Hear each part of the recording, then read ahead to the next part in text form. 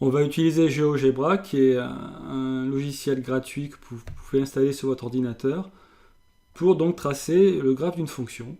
Alors c'est relativement simple. Il suffit d'aller donc je vais peut-être agrandir déjà un peu les caractères, comme ça vous verrez mieux ce que je fais. Donc option, taille des caractères, on va se placer avec du 16 points par exemple. Voilà. Donc la ligne de saisie, vous voyez, est un peu plus grande maintenant. Et donc là, on va saisir la fonction dont on veut le graphique. Alors la fonction c'est g de x. Alors g c'est le nom de la fonction, petit x c'est le nom de la variable. Dans GeoGebra, on n'a pas le choix, il faut mettre petit x. Dans le cours, la variable on l'a appelée petit t pour la fonction que nous allons afficher maintenant, mais bon, là il faut l'appeler petit x obligatoirement. Alors la fonction, rappelez-vous, c'est 9,81, donc la décimale c'est un point et pas la virgule, hein, divisé par 2, fois donc la variable. Alors le fois, c'est pas peine de le mettre, on peut laisser un espace. Et la variable, donc c'est petit x au carré. Alors pour le carré, il faut faire un petit chapeau et le carré ici. Voilà, je fais entrée. Et donc il y a dans la partie algèbre ici de GeoGebra, on voit apparaître donc l'expression de la fonction petit g. La variable c'est donc petit x. Et voilà donc l'expression de cette fonction-là. Dans le cours, je rappelle encore une fois, petit x c'est petit t, c'est le temps. Voilà, donc dans la partie droite ici, nous avons le graphique de la fonction. Alors en cliquant sur l'outil déplacer graphique ici, on peut déplacer le graphique. Voilà, je vais le mettre un petit peu comme ça. On peut, donc il est toujours intéressant de garder par défaut ce mode déplacer ici. Alors en sélectionnant le graphique, on peut également ici, là en cliquant sur cette partie-là, faire apparaître un quadrillage. On peut ensuite aussi, en faisant un clic droit, modifier en fait les axes de façon à mieux voir en fait cette fonction-là. Donc vous voyez là, elle est très étroite. Donc alors j'ai la possibilité ici par exemple de dire que pour une unité égale à 1 sur l'axe des abscisses, donc l'axe horizontal, un carreau vaut 1 ici, il vaudra 2 unités en vertical, donc sur l'axe des Y. Alors moi je vais faire 1, 20. Et donc vous voyez apparaître ici effectivement un carreau égal à 1 en abscisse, mais il est égal à 20 en ordonnée.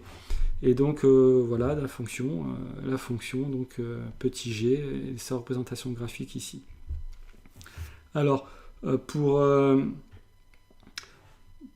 mieux voir, mieux comprendre comment fonctionne comment on fait pour créer en fait un tel graphique, on va utiliser le tableur de GeoGebra.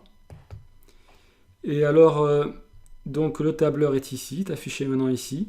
Dans la première colonne ici, nous allons mettre différentes valeurs de la variable. Et donc c'est comme ça qu'on procédera quand on est en classe et devant une feuille de papier.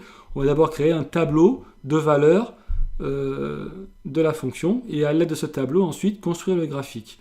Alors on va donner différentes valeurs de la variable, par exemple 0.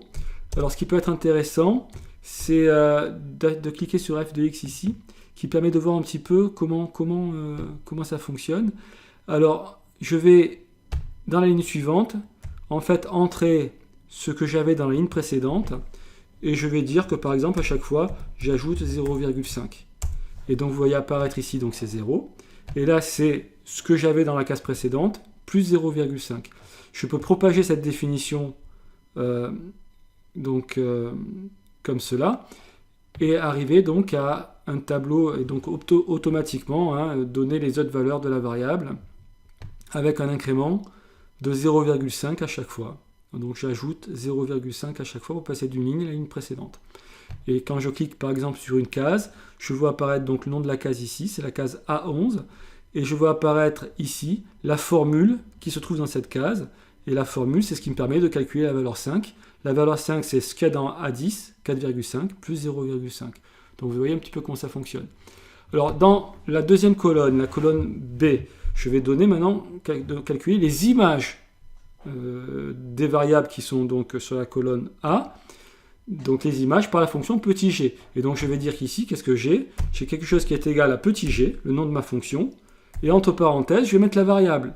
La variable, c'est quoi? C'est A1, c'est ce que j'ai dans A1. Je fais entrer, et donc vous voyez apparaître ici, g de A1, c'est-à-dire g de 0, et effectivement, si je remplace x par 0 ici, j'obtiens bien une valeur égale à 0. Comme tout à l'heure, je peux, en sélectionnant ce petit carré ici, faire un clic gauche et le propager. Et je vois apparaître automatiquement toutes les valeurs des images pour chaque valeur de la variable ici. Et par exemple, si je clique ici, vous voyez apparaître donc G de A3, c'est l'image de ce que j'ai dans A3, donc c'est G de 1. Et effectivement, quand je suis à 1 ici, eh bien G de 1, c'est ce que je vais dire sur l'axe des Y, c'est 4,91. On ne le voit pas très bien ici, mais on pourrait regarder ça pour 2. Donc quand la variable vaut 2, et effectivement, en ordonnée, j'ai quasiment 20. Et donc, qu'est-ce qu'on va faire? En fait, dans la pratique, on va créer ce tableau de valeurs et ensuite, pour chacun des points que l'on a là, on va le tracer sur le graphique. Alors, on peut voir un petit peu, représenter ces différents points sur le graphique également dans GeoGebra.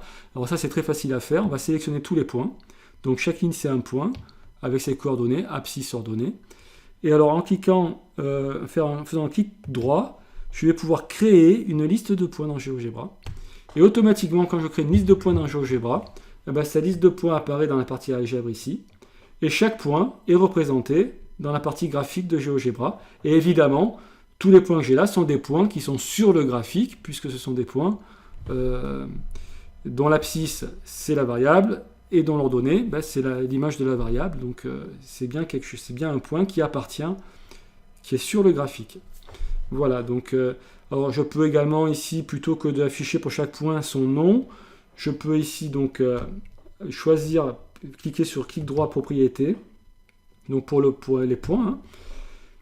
Clic droit propriété, alors, et donc les points sont là, je peux sélectionner tous les points, donc j'en sélectionne un, puis je vais sélectionner le dernier, je sélectionne le premier en cliquant sur majuscule, ça me permet de tous les sélectionner, et là je vais demander à chaque fois, pour chaque point, plutôt que d'afficher le nom comme étiquette, je vais demander d'afficher la valeur, voilà, et donc vous allez voir maintenant que sur le graphique, j'ai directement les coordonnées de chaque point en fait. Donc les coordonnées qui sont également dans le tableur. Voilà, donc le point 00 est ici. Donc ce sont les différents points que j'ai dû voilà. Donc quand vous aurez à dessiner un graphique, vous, sur le papier, vous allez d'abord construire un tableau de valeurs, et pour chaque ligne ici, ou chaque colonne, hein, puisqu'après ce tableau ici, j'ai représenté les variables, les différentes valeurs de la variable dans une colonne, mais j'aurais très bien pu décider de les représenter sur une ligne, donc j'aurais fait un tableau de 2 lignes, plutôt qu'ici un tableau de 2 colonnes. Hein. Donc ça ne pose pas vraiment de problème. Et voilà, donc je représente les différents points sur le graphique, et une fois que j'ai dessiné tous les points sur le graphique, je les relie pour obtenir le graphique de la fonction. Voilà. Eh bien, je vous remercie pour votre attention.